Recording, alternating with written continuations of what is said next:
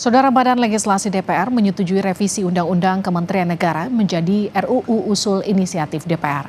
Salah satu yang disepakati balik DPR adalah menghapus aturan terkait pembatasan jumlah 34 kementerian. Dalam draft aturan yang disepakati semua fraksi di Badan Legislasi DPR, jumlah kementerian diserahkan pada Presiden. Ketua Balik DPR, Supratman Andi Aktas, menegaskan RUU Kementerian Negara fokus pada berjalannya pemerintahan yang efektif dan efisien. Terkait dengan angka menyangkut soal jumlah kementerian maupun nomenklatur kementeriannya. Sehingga nanti kita berharap bahwa efektivitas pemerintahan itu bisa berjalan dan itu dipikirkan sesuai dengan visi misi presiden, khususnya presiden terpilih ataupun siapapun presidennya, prinsipnya seperti itu. Dan karena itu sekali lagi ini sesuai dengan Undang-Undang Dasar kita. Saudara anggota Balik DPR RI dari fraksi PDIP memberi catatan terkait efektivitas kementerian. Menurut Sturman, alasan efektivitas pemerintah dalam mengatur jumlah menteri seharusnya disertai efisiensi.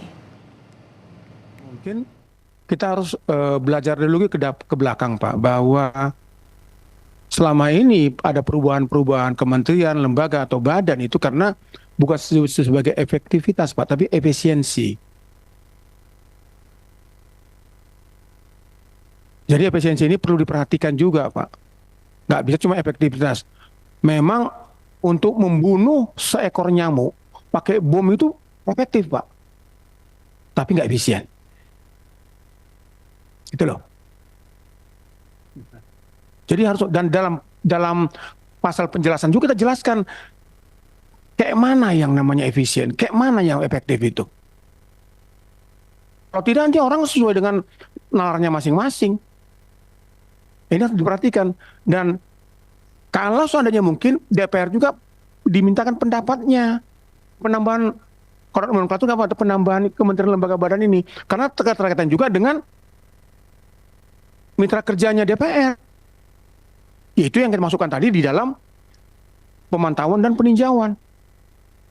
Nah kalau kita hanya mengatakan efektivitas, wah berat apa? Sementara kita nggak mampu membiayai mereka semua. Kenapa kepala daerah meminta pengembangan daerah nggak bisa? Karena memang efisiensi, bukan efektivitas. Nah ini perlu diperhatikan juga pimpinan, sehingga nanti kalau memang mungkin kita masukkan juga dia di dalam pasal penjelasan. Saudara anggota Badan Legislasi DPR dari fraksi PKS, Ansori Siregar, mengkritik penghapusan jumlah 34 kementerian. Menurut Ansori, landasan penentuan 34 adalah titik tengah dari sejumlah persoalan kebangsaan. Saya berpikir juga dan memang pernah baca kenapa jumlahnya 34 gitu. Daripada waktu itu ada yang menginginkan 25 sampai 30, ada yang menginginkan 40 sampai 45. Sehingga terjadilah di tengah ke 34. Apa alasan-alasannya? Kemiskinan kita belum teratasi. Pengangguran kita belum juga teratasi dalam 10 tahun ini gitu. Memang sih di kita ini terserah dia mau menambah mau ngurang. Kalau saya bisa udah pastikan dia nambah. Udah pastikan dia nambah. Kenapa kita roba-roba ini gitu? Kalau saya udah pastikan dia nambah gitu. Jadi biarin aja sekarang gitu ya. Itu tadi yang saya bilang itu Bang. Kemiskinan, pendidikan, kesehatan masih bermasalah.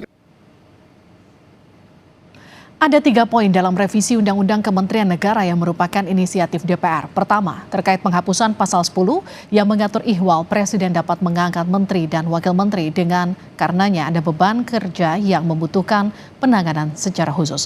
Selanjutnya revisi pasal 15 yang awalnya mengatur jumlah kementerian sebanyak 34. Dalam norma baru yang dimasukkan, Presiden dapat menetapkan jumlah kementerian dengan memperhatikan efektivitas penyelenggaraan pemerintahan.